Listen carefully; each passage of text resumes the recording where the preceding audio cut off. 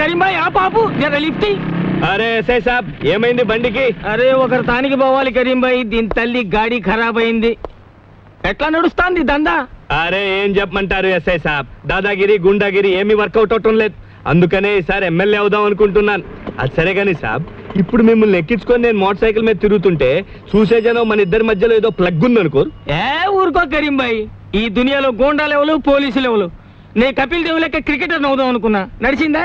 ఆడు క్యాచీలు పడుతుంటూ నేను దొంగలు పడుతున్నా. పుట్టకతో నువ్వు గోండాగా పుట్టినావా, నేను పోలీసునిగా పోతానా? అయినా నేను మఫ్టీలోనే ఉన్నా కదా, మంచిగానే నడుస్తుంది లేప్ప.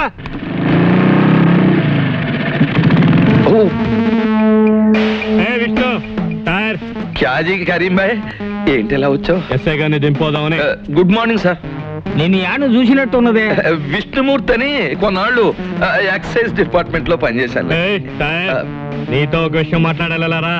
మ్యాటర్ ఏంటి? అరే చెప్తారా బాయ్? ఏంది వీళ్ళ దోస్తానా? మరేం లేదు, దుగ్గిరాల కేశవరావు అని ఎక్స్ మినిస్టర్, తెలిసే ఉంటది. విన్నాను. వాడి కూతుర్ని. అసలు బగరీం భాయ్ జరిగింది ఏంటంటే మొన్న అసలు విషయం ఏంటంటే వాడి కూతుర్ని ఎవరో లుత్సానా కొడుకులు ఎత్తుపోయారు. మ్యాటర్ అలా తిరిగిందా చెప్పు. నువ్వు ఇటు అటు తిరుగుతుంటావు కదా, నీ కళ్ళలో పడితే విషయం నాకు జారాయి. 2 పీకలకి పెద్ద భజన ఒప్పుకున్నా, వాటాని కొడతా. అలాగే. అరే నువ్వు అడుగుతావేంటి బాయ్? దాదాలన్నా రక్తపాతం అన్నా మా ఒంటికి పడదు కదా, మీకంటే అది వృత్తి. ఓ మా వృత్తిలో కూడా తేడాలు వచ్చేసినాయి బాయ్. కత్తుల్లో కూడా కల్తీ వచ్చేసింది ఈ మధ్య. చిన్నప్పుడైతే ఒకేటికి ఒక పీక దిగేది, ఇప్పుడు 10 ఏట్లేసినా ఒక పీక దిగట్లేదు. బాధపడాల్సిన మ్యాటరే. కాస్త జాగ్రత్తగా కనిపెడుతుండు ఇన్స్పెక్టర్ సాబ్. వస్తా. దీని తల్లి ఏంది ఇది? దుర్యోధనుడు తారీఫు చేసిన మయసభ లెక్క జబర్దస్త్ ఉన్నది. ఎవరిది బంగ్లా? బానోళ్ళదే, కూర్చోండి. మా తల్లి కింద ఇన్స్పెక్టర్ ఉన్నాడు, నిన్ను చూసాడంటే కొంప మురుగుతుంది. నా ఇష్టం, నన్ను ఎవరు ఆపలేరు. వెళ్తాను, ఆయనతో మాట్లాడతాను. ప్లీజ్ తల్లి, నేను చెప్పేది విను. విన్ను. అయ్యో కింద ఇన్స్పెక్టర్ ఉన్నాడు, పైకి పదా. విన్ను. ఏంది పోయాగా సప్పుడు పైన ఫైరింగ్ గిట్ అవుతుంది. ఆగింది లేదండి, ladies gents indoor games. Ladies gents indoor గేమ్సా? దానికి ఎంత సప్పుడు అవుతుందా అని? Good morning sir. ఓరి ఓరి ఓరి ఓరి ఓరి ఓ రాంబాబు, యాడికి పోయినవయ్యా? ఇవాళ రేపు బిల్కుల్ కండ్ల పడతలేవు. ఏం చేయమంటారండి, అన్ని పర్సనల్ ప్రాబ్లమ్. మీ ఓనరు పాలి గలవమని లొల్లి చేస్తుండు. దీని తల్లి కొత్త బంగ్లాకి వచ్చినావు కదా, దావత్ గీవత్ వైను గిట్ట ఏమీ లేదా? ఎస్ఐ గారు,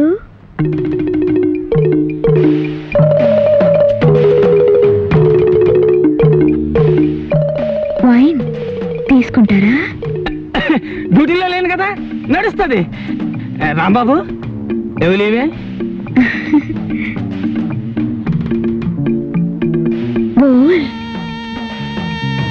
పూరా మామలా సమజ్గయా. అమ్మ విష్ణుమూర్తి, దీని తల్లి నువ్వు చిన్నోనివి కాదు. తీసుకోండి. వీళ్ళు తాగరామలా? వాళ్ళకి తులసి తీర్థం తప్ప ఏమీ పడదు. అగోని అవ్వ, వైన్ కూడా తాగరా అనే? దీని ఆడోళ్ళు తాగే డ్రింకు. విష్ణుమూర్తి దానంతా టీవీ పెట్టు, ఖుషామత్ చేద్దాం. ఇతని పేరు తిక్కా వెంకటరమణ, వయసు 22 సంవత్సరాలు. మతి స్థిమితో లేక ఇంట్లోంచి పారిపోయాడు. ఇతను ఆచూకీ తెలిసిన వారు తిక్కా శంకరయ్య, పెంటపాడు అనే చిరునామాకి తెలియజేయకోరుచున్నారు. ఎంత పిచ్చి అయితే మాత్రం కొంపొదిరి పారిపోవడం ఎర్రమొండ కొడుకు. ఈయన పేరు వాయువేగుల విష్ణుమూర్తి, వయసు 40 సంవత్సరాలు. వారం రోజుల క్రితం ఇంటి నుండి వెళ్లిపోయారు. పని చేసినావు, దమాక్ ఖరాబ్ అయిందా? ఏం లేదు, చేతికి స్విచ్ తగిలింది. ప్రోగ్రామ్ మంచిగా వస్తుంది. అఖిల భారత సీమ పందుల కార్యక్రమాన్ని కూర్మావతారంగా ఎప్పుడు చూడు పందుల పెంచుడు, గోబర్ గ్యాస్, ఇది తప్ప వేరే ముచ్చటే లేదు. తల్లి అవును దస్తగిరానా, ఈ టీవీ స్టేషన్ లో కన్నా మీ పోలీస్ స్టేషన్ లోనే మంచి ఎంటర్టైన్మెంట్ గా ఉంటది అనుకుంటాను. మంచి రేపులు, సెక్స్, ఏ క్లాస్ బ్లూ ఫిల్మ్. అగో నీ తల్లి డిపార్ట్మెంట్ గానే జోకులేస్తావు. రాంబాబు వస్తా, చెల్లి వస్తా, అన్న వస్తా. ఆంజనేయులు ఒకటే పరేషాన్ అవుతుండే, జర హోటల్ వరకు పోయి రారాదు పోయా. అలాగే. ఈ ఇన్స్పెక్టర్ గారిని గేట్ దాకా సాగిన పోస్తా.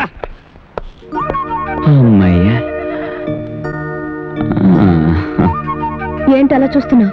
ఏం లేదు, నువ్వు కట్టడం వల్ల ఈ చీర కన్నా వచ్చిందా, లేక ఈ చీర వల్ల నీ కన్నా వచ్చిందా అని చూస్తున్నాను. నీ వల్ల నాకు దరిద్రం వచ్చింది. పోలీసులు కనపడింది. ఆలస్యం చేస్తే మా డాడీ సిఆర్పి వాళ్ళు కూడా దింపుతారు. I want money, get it at once. కవిత్వమా? కవిత్వం నా మొహానికి కవిత్వం. మా ఆయన గురించి తెలియని వారంటూ ఎవరూ లేరు. పెద్ద పెద్ద మంత్రులకే సలహాలు ఇస్తూ ఉంటారు. మంత్రుల గురించి ముఖ్యమంత్రికే సలహాలు ఇస్తూ ఉంటారు. ఇంతకు ముందు ఎస్ఐని ట్రాన్స్ఫర్ చేయించింది ఈయనే. అలాంటి ఆయన వారం రోజుల నుంచి పేరేంటమ్మా? బాగుంది. రామాయణం అంతా విని రాముడికి సీత ఏమవుతుంది అన్నాడట. ఆయన పేరు విష్ణుమూర్తి. కాకా ఏందా లొల్లి? ఇది పోలీస్ స్టేషనా రైల్వే స్టేషనా? ఏమయ్యా జర సిగరెట్ ఒకటి అందుకో. ఏమైందమ్మా? మా ఆయన వారం రోజుల నుంచి కనపట్టం లేదండి. ఇదిగో ఫోటో.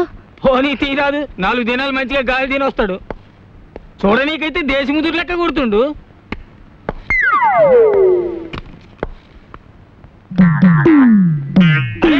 దీన్నేడో చూసినా టీవీలో కూడా ఫోటో ఇచ్చాను.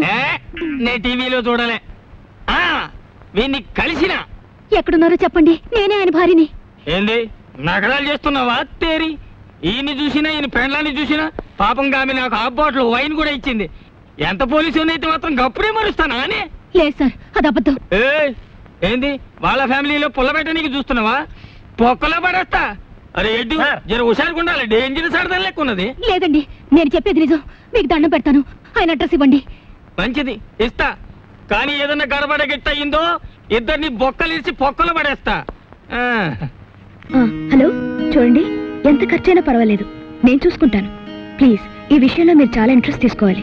నేను చెప్పానుగా, ఈ సంగతి ముఖ్యంగా అతనికి తెలియకూడదు. ఓకే? ఎవరికి ఫోను? నీకెందుకు?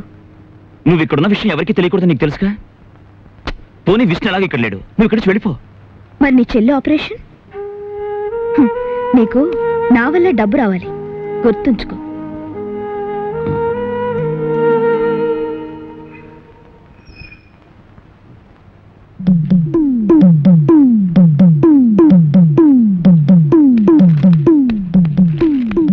అమ్మా, పుస్తకం తర్వాత చదువుకోవచ్చు. చూడు, ఒక డేంజరస్ లేడీ క్యారెక్టర్ ఇప్పుడే రిక్షా దిగింది. ఆ మ్యాటర్ చూడు. ఎవరావిడ? బోల్. ఓ మహాపతివ్రత, గొప్ప శీలవతి, రోజుకు 2 సార్లు మొగుడు కాల్చూ తింటుంది. నీకే అవుతుంది. సిగ్గు విడిచి చెప్పుకోవాలంటే పెళ్ళాం. నువ్వు ఆ మ్యాటర్ సరిగ్గా డీల్ చేయకపోతే కొంప కొల్లేరైపోతుంది. చూడు. ఎవరు ఇంట్లో? ఎవతివే నువ్వు? ఎన్ని గుండెలే నీకు? నా మొగుడిని వల్ల వేసుకుని నా సంసారాల్లో నిప్పుడు పోస్తావా? నీ జిమ్మడిపోను. అసలు నువ్వెవరు? నీ మొగుడెవరు? ఇక్కడికి ఎందుకు వచ్చావు? బోల్. మా ఆయనే తెలియదా నీకు? వాయువేకుల విష్ణుమూర్తి అంటే ఈ పరగణ అంతా తెలుసు. ఆయనకి తెలియని వృత్తి లేదు, ఆయన వెళ్ళని ఆఫీసు లేదు, ఆయన పెట్టని సంతకం లేదు. మినిస్టర్లంతా ఆయనతో ఫోటోలు దిగేవారు తెలుసా?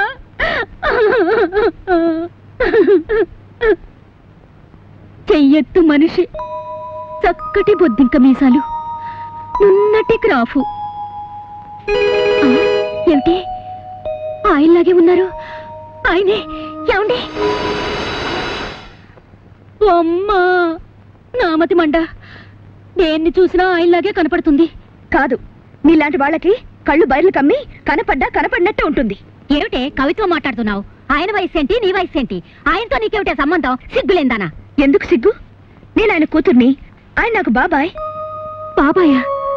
మరి చెప్పలేదే ఇందాకటి నుంచి? నువ్వు చెప్పనిస్తేగా. అసలు ఆయన మీద నీకు ఏం హక్కుందనొచ్చావు? ఆయన నీ దగ్గర ఉన్నప్పుడు ఆయనకి మనశ్శాంతి లేకుండా చేశావు. ఆయన మీరంతా కాకుల్లా పొడుచూ తిన్నారు. ఇప్పుడు శోకండాలు పెట్టి లాభం లేదు. అతను కాబట్టి ఇంకా సిగ్గు లేకుండా బుద్ధి లేకుండా బతుకున్నాడు. ఇంకొకరైతే ఏ రైలు కిందో గోదాట్లోనో పడి చచ్చేవాడు. అయ్యయ్యో, అంత మాట అనకమ్మా. ఆయన ఎక్కడున్నా 1000 ఏళ్ళు చల్లగా ఉండాలి. నా మంగళసూత్రం కలకాలం నిలవాలి. ఇలా మంగళసూత్రం కళ్ళకద్దుకుని నల్లపూసలు మింగేస్తే భర్తలు చల్లగా ఉండరు. వాళ్ళని లాలించాలి, ప్రేమించాలి. పెళ్ళైన దానికి కాపురం గురించి పెళ్లి కానిది చెప్పాల్సి వచ్చినందుకు సిగ్గుపడుతున్నాను. పొరపాటు అయిపోయింది. అసలు నాకేం అక్కర్లేదు. ఆయన ఇంటికి వస్తే చాలు. చూడమ్మా, నేనన్న మాటలు నువ్వేం మనసులో పెట్టుకోకు. ఆయన వస్తే నా మనసులో మాట ఇది అని చెప్పు. ఆయన తప్పకుండా ఇంటికి రమ్మని చెప్పమ్మా. వస్తాను. ఓహో, మ్యాటర్ బ్రహ్మాండంగా డీల్ చేసావు. థ్యాంక్స్. ఇక మా కొంప కొల్లేరు కాదు, నల్లేరు మీద నడక. What is this nonsense? ఇక్కడ నుంచి ఆయన జాగ్రత్తగా నడుచుకోండి. ఇది అర్థం కాని మ్యాటర్. శీలవతి, వద్దు వద్దు, అలాగే మ్యాటర్ అర్థమైంది చాలు. వచ్చావురా నాయనా, ఎన్నాళ్ళైందిరా నిన్ను చూసి. ఆగు మావయ్య, కూర్చోండి మావయ్య. బాబు మజ్జిగితేనా? ఉండండి అత్తయ్య, ఏకంగా భోజనం వడ్డించబ్బా. ముందు కాఫీ ఆగండి. ఇప్పుడు నేను అయ్యో చెప్పేది కాస్త ఏంటంటే- ఉండండి. ప్రియమైన నా కుటుంబ సభ్యులారా, అప్పుడు ఆ అనావృష్టి ఇప్పుడు ఈ అతివృష్టి రెండూ మంచివి కావు. మధ్య తరగతి మనిషి ఎత్తుకి పల్లానికి మధ్య ఎదిగి ఎదగని మనిషి. పైనుంచి చూసేవాడికి కింద కనిపిస్తాడు, పల్ల నుంచి చూసేవాడికి పైన కనిపిస్తాడు. అతను రెండు చేతులు చాచి అంతస్తులు అందుకోలేడు, ఒక్క చెయ్యి చాచి అడుక్కోనులేడు. నేను చెప్పేది ఒక్క మన కుటుంబం గురించే కాదు, మనలాంటి కుటుంబాలు ఈ దేశంలో లక్షోపలక్షలు. ఓ మధ్య తరగతి మనిషిగా మాలాంటి కుటుంబ సభ్యులు 50 మందిని నమస్కరించి అడిగేది ఒక్కటి: ఇంటి యజమాని ఇంటికి చేరుకోగానే అతను 4 ముద్దలు తిని కడుపు చల్లార్చుకునే వరకు సమస్యలతో వేధించకండి, ప్రశాంతంగా ఉండనివ్వండి. సమస్యల్ని ఎదుర్కొని పరిష్కరించే మనోధైర్యాన్ని అతనికి ఇవ్వండి. సమస్యలతో మాత్రం భయపెట్టే